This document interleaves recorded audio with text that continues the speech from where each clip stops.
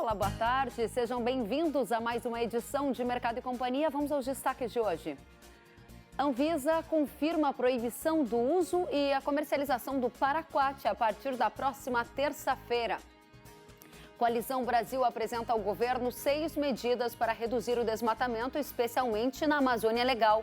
A Associação Brasileira do Agronegócio e a ProSoja Brasil vão avaliar o tema ao vivo nesta edição. Você vai ver também que agricultores dão início ao plantio da safra 2021 de soja em Mato Grosso. Tudo isso e muito mais no Mercado e Companhia, que já está no ar. A Anvisa confirmou ontem a proibição do uso e comercialização do herbicida paraquat a partir da próxima terça-feira, agora dia 22 de setembro. A decisão foi tomada em uma reunião da diretoria da agência. Em reunião pública realizada na tarde de ontem, a diretoria da Anvisa decidiu manter a proibição do uso e da venda do paraquat a partir da próxima terça-feira em lavouras de todo o Brasil. Entidades do setor agropecuário solicitavam a extensão do prazo para julho de 2021. Com a decisão, empresas que possuem registros de produtos à base de paraquat devem recolher os estoques disponíveis em estabelecimentos comerciais e em posse de agricultores até 30 dias a partir da proibição, em 22 de setembro. Mas ainda é possível que as regras sofram alterações. Isso porque um dos diretores da Anvisa pediu que na próxima reunião, que acontece semana que vem, seja debatida a regulamentação do uso dos estoques disponíveis para não prejudicar a safra 2020-2021, que já está em andamento.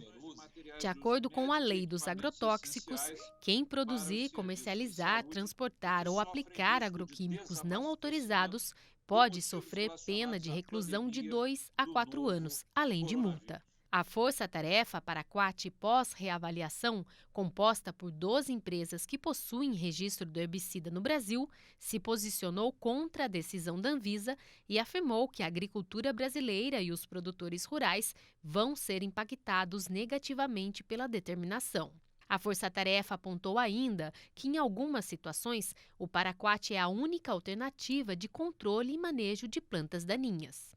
No Congresso Nacional, tramita um projeto de lei que pede a suspensão da resolução da Anvisa, que proíbe o uso e a comercialização do paraquat no Brasil. Nós vamos ao vivo até Brasília, onde a Paola Cuenca tem os detalhes. Paola, seja muito bem-vindo. Você conversou hoje com membros do Congresso e qual é a expectativa em relação a este tema? Seja bem-vinda. Boa tarde, Kellen. Boa tarde a todos. Bom, como você falou, existe esse projeto de decreto legislativo que está no Congresso Nacional. Ele foi apresentado em junho pelo deputado Luiz Nishimori. Mas olha, conversei inclusive com o deputado que é autor desse projeto nesta manhã e ele falou que ainda não tem um posicionamento fechado, se vai existir um movimento entre os parlamentares para que haja o andamento desse projeto de decreto legislativo, para que ele seja pautado no plenário da Câmara, inclusive com o assessor que está ligado aos parlamentares do agro, com quem eu conversei também. Ele manteve a mesma postura, de que ainda é preciso analisar, vão ver uma estratégia, mas não há uma posição fechada de realmente comprar a briga sobre essa situação e colocar esse projeto de decreto legislativo na pauta da Câmara dos Deputados. Inclusive, eu lembro que, por conta das campanhas regionais que vão começar, o Congresso também deve sofrer um esvaziamento nas próximas semanas. Então, tudo isso é levado em consideração a respeito desse assunto. Por enquanto, não existe uma postura fechada de que essa resolução da Anvisa, que proíbe o paraquat, possa então ser suspensa, perder todos os efeitos por meio de uma ação dos parlamentares. Ou seja, a gente precisa acompanhar os desdobramentos. A temperatura que você nos traz de Brasília é que não há um forte engajamento a fim de rever esta decisão da Anvisa no Congresso, pelo menos hoje, dia após a decisão da Anvisa. Vamos saber como é que está o setor produtivo, qual é a avaliação da CNA em relação à proibição do paraquat, hein, Paola?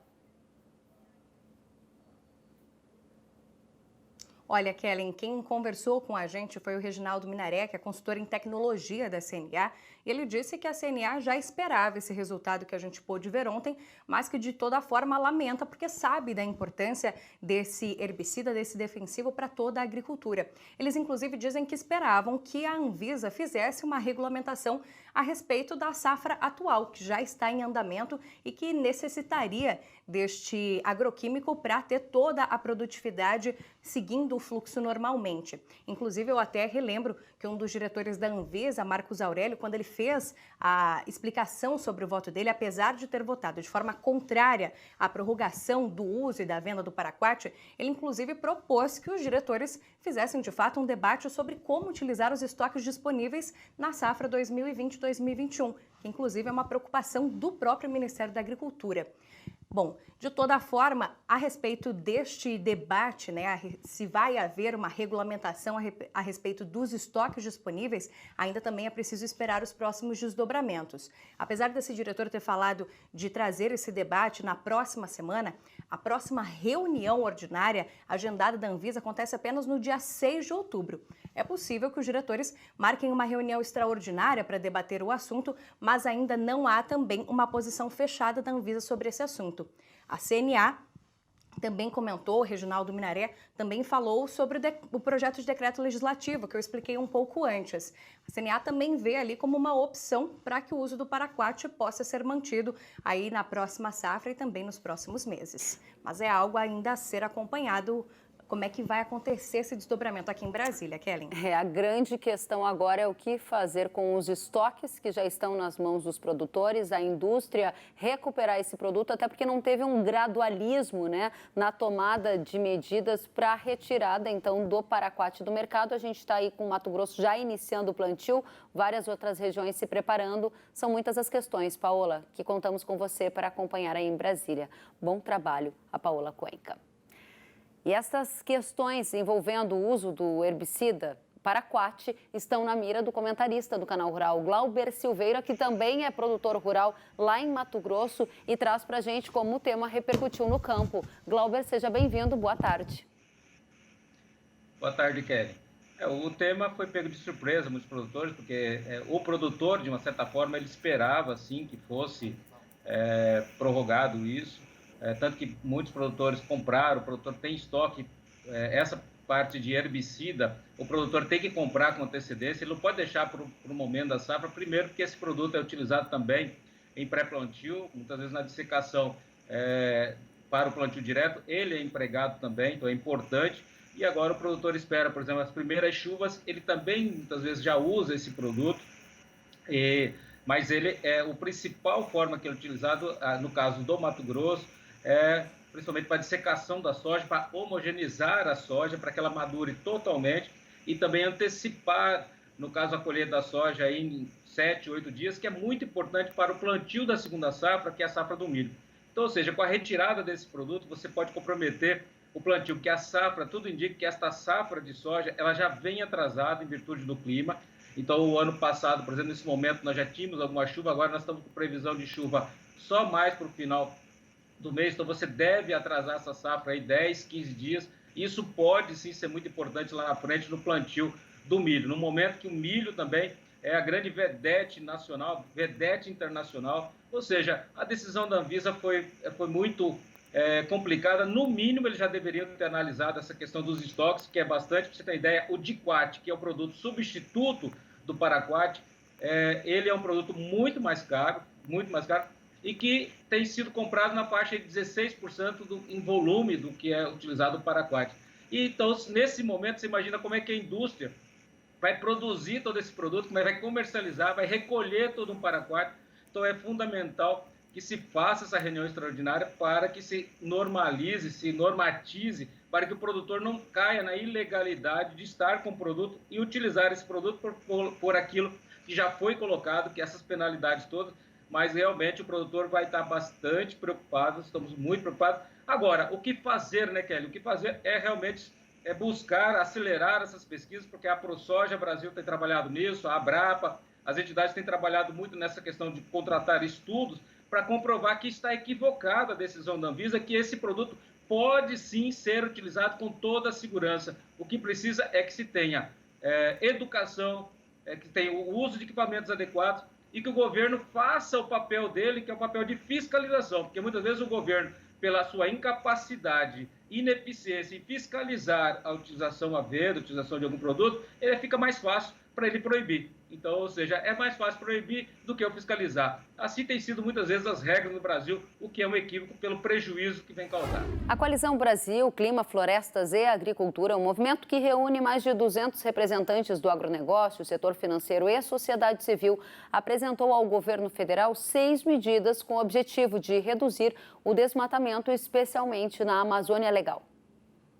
Como ação 1, a coalizão indica a retomada e intensificação da fiscalização, com rápida e exemplar responsabilização pelos ilícitos ambientais identificados. A entidade afirma que é necessário apoiar e ampliar o uso de inteligência e expertise do IBAMA, ICMBio e FUNAI, visando a responsabilização pelos ilícitos ambientais, por meio da punição ágil, ampla e eficiente dos infratores. Como ação 2, está a suspensão dos registros do Cadastro Ambiental Rural, o CAR, que incidem sobre florestas públicas e responsabilização por eventuais desmatamentos ilegais, e suspensão imediata na base de dados do cadastro dos registros sobrepostos às áreas de florestas públicas listadas no Cadastro Nacional de Florestas Públicas do Serviço Florestal Brasileiro. No item 3 está a destinação de 10 milhões de hectares à proteção e uso sustentável, selecionando num prazo de 90 dias, a partir do Cadastro Nacional de Florestas Públicas, de uma área de 10 milhões de hectares que possa ser designada como área protegida de uso restrito e de uso sustentável em regiões sob forte pressão de desmatamento. Na ação 4 está a concessão de financiamentos sob critérios socioambientais. A coalizão aponta que o Conselho Monetário Nacional deve exigir que as instituições de crédito rural e agrícola adotem práticas e critérios mais rigorosos de checagem de riscos ambientais, como a comprovação de ausência de ilegalidade nas propriedades, incluindo a conferência do CAR e demais requisitos relacionados ao cumprimento do Código Florestal e a sobreposição em terras públicas. Como item 5, é indicada a total transparência e eficiência às autorizações de supressão de vegetação. O grupo indica que os órgãos estaduais de meio ambiente devem tornar públicos os dados referentes às autorizações de supressão de vegetação. Para tanto, tais autorizações devem ser compartilhadas no Sinaflor. Já a ação 6 é a suspensão de todos os processos de regularização fundiária de imóveis com desmatamento após julho de 2008, até que as áreas estejam plenamente recuperadas. A coalizão defende que quem desmata em área não regularizada comete crimes ambientais e não deve ser beneficiado com a regularização fundiária. Vamos já tratar deste tema com o Marcelo Brito, que é o presidente da Associação Brasileira do Agronegócio, que faz parte da Coalizão Brasil. Marcelo, boa tarde, seja bem-vindo. Boa tarde, Kellen. Prazer estar aqui com você novamente. Muito obrigada. A gente gostaria de trazer alguns esclarecimentos aqui para a nossa audiência. Primeiro, qual é o objetivo principal da coalizão ao fazer esta proposta com 6 itens ao governo? Bom, o principal objetivo é mostrar que de todos esses 6 itens aí, nenhum carece de nova lei, de nova medida provisória ou de novo decreto, de absolutamente nada. Todas essas ações já são parte integrante do ferramental legal do Brasil, constam dentro da lei do Brasil. Então, em resumo, esse aí é apenas um pedido para que a nossa lei seja seguida e cumprida. Agora, tem um dos itens ali, Marcelo, acho que é a última ação citada, que vocês pedem ou sugerem a suspensão de todos os processos de regularização fundiária de imóveis com desmatamento após julho de 2008. Vocês são contrários à regularização? Não, nós somos totalmente a favor da regularização, mas com prioridade de quem cumpre a lei. Nós temos um Código Florestal que diz isso, que está escrito aí nesse texto. Então, se a gente quer seguir o Código Florestal conforme foi implantado, esse é o modelo. E nós somos tão a favor que, inclusive, emitimos nota apoiando o relatório do deputado Zé Silva, quando da virada da MP 911 para a PL 2633, porque seria de condição assim, espetacular que todas essas propriedades pequenas fossem regularizadas. e até a gente não entende o porquê, porque a lei já dá essa condição para regularização desde 2009, ou seja, nós tiraríamos da lista de espera cerca de 100 mil produtores que estão na Amazônia Legal, e desde 2009 não aconteceu absolutamente nada sobre isso. E não precisa de lei nova para fazer. A lei atual já permite, ou seja, a nova iria aumentar para 6, o que iria beneficiar aí mais entre 6 e 8 mil produtores. Então, ou seja, já está aí, não entendemos ainda por que não foi feita. Apoiamos totalmente. Não precisa de regularização fundiária para combater desmatamento, mas precisa de regularização fundiária para fazer desenvolvimento. Bom, a gente quer ter mais clareza também, Marcelo, sobre um outro ponto dessas medidas, que é a questão de quando observados o CAR com desmatamento posterior a julho de 2008, as operações de crédito devem ser bloqueadas até que o responsável apresente uma autorização de supressão emitida pelo órgão responsável. Isso significa o que na prática? Abrir a área sem autorização de supressão é crime? Exatamente, é crime, é o que diz a lei. Para você abrir uma área, você precisa de autorização do órgão competente. Você não pode desmatar qualquer área, mesmo que dentro do limite do Código Florestal, ao bel prazer e quando você quer. Você precisa de uma autorização do órgão competente. Então, Kelly, em resumo, o que a gente diz é o seguinte: as leis do país são para valer ou valem só para alguns e não valem para outros? Tá? Se existem as leis, que sejam seguidas.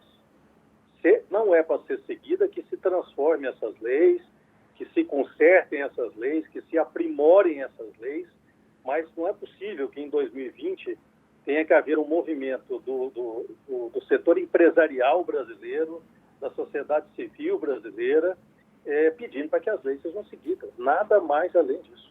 Marcelo, me diga uma coisa, é muito importante a sua participação para a gente clarificar todos os detalhes que estão nessa proposta que foi enviada pela Coalizão Brasil, da qual a ABAG faz parte, ao governo. Neste item que a gente fala de desmatamento após julho de 2008 e essas questões de bloqueio de financiamentos, sempre acende uma luzinha de alerta em vários produtores rurais de que, de alguma maneira, isso significaria a moratória, por exemplo, para essas regiões. Você acha que a gente pode fazer alguma ligação disso, a moratória do desmatamento zero? De forma nenhuma. Se a gente olhar o plano safra desse ano, você vê que quem tiver completamente de acordo com o Código Florestal tem benefícios sobre aqueles que não estão de acordo com o Código Florestal. Isso a gente poderia falar que o governo está fazendo a mesma coisa, ao dar benefício para quem está legal? Acho que não, né? Marcelo, eu quero continuar essa conversa com você, também trazendo outro aspecto dessa medida que vocês enviaram ao governo nesse documento, né? Uma ação citada da suspensão dos registros do Cadastro Ambiental Rural para que incidam sobre florestas públicas. De que maneira isso impacta o produtor na sua visão? Bom, eu acho que o produtor não impacta em nada, porque o produtor, aquele legal, decente, que constitui 95% dos produtores brasileiros, eles não estão em floresta pública, mas tem cerca de 10 milhões de hectares de floresta pública. Vamos traduzir, quando a gente fala floresta pública, as pessoas não entendem bem. Existem 10 milhões de hectares de terra de área do governo, ou seja, área que pertence aos cidadãos brasileiros, é um patrimônio brasileiro que alguém foi lá e se autodeclarou dono de uma terra que não é dele.